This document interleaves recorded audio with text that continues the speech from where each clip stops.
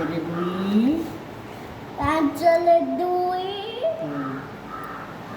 ପାଞ୍ଚରେ ଦୁଇ ପାଞ୍ଚରେ ଦୁଇ ବାଉନ ପାଞ୍ଚରେ ଦୁଇ ଜେଜେମା ନାତି ପାଠ ପଢୁଛନ୍ତି।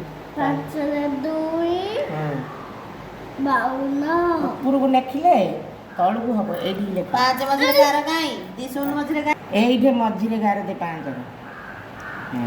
ପାଞ୍ଚରେ ଦୁଇ ବାଉନ ପାଞ୍ଚରେ ଦୁଇ ବାଉନ। ଏଇଟା ଦୁଇ ବୋଉ ତମେ କାଇଁ ବୋଲୁଛ? ବୋଉ ତମେ କୁହ ନା ରହିଯାଅ, ତୁ ପାଠ। ସେ ନିଜେ ଲେଖିବ।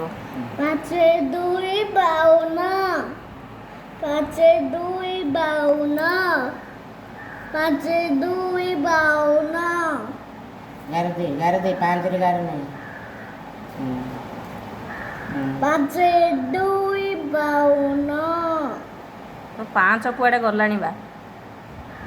ଦୁଇ ହେଲା? ହେଲାନି ଦୁଇ ହେଇଛି? ଭିତରେ ପଶି ଯାଇଛି। ଏଇଠିକି ଦୁଇ କରୁ। ନହେଲେ ଦିଦି ବାଡ଼େଇବେ। ପାଞ୍ଚରେ ଦୁଇ ବାଉନ ଏଇଟା ହେଲା କି ଏଇଟା ଆଉ ଟିକେ ଗାର କରୁ।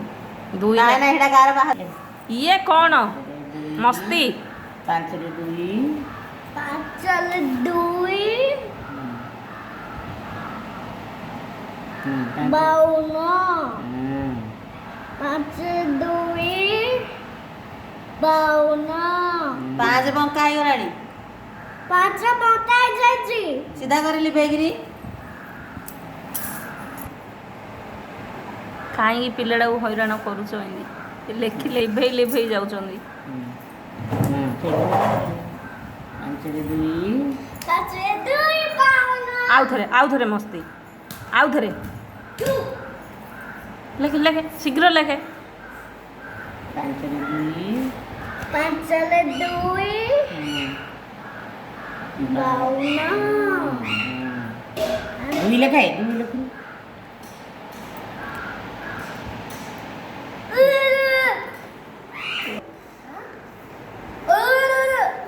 ଇଏ କ'ଣ? ପାଞ୍ଚରେ ଦୁଇ ପାଠ ପଢ଼ା ସାଙ୍ଗରେ ମସ୍ତି। ପାଞ୍ଚରେ ଦୁଇ ବେଗେ ବେଗେ ଲେଖିପାରୁନଥିଲା ଧାଇଁ ଧାଇଁ ଲେଖିଦେଉଛ। ଏଇଟା ଦୁଇ କରିଛୁ ହେଇଛି। ଏଇଠି ପାଞ୍ଚ କରୁ ଏଇଠି ଦୁଇ କରୁ।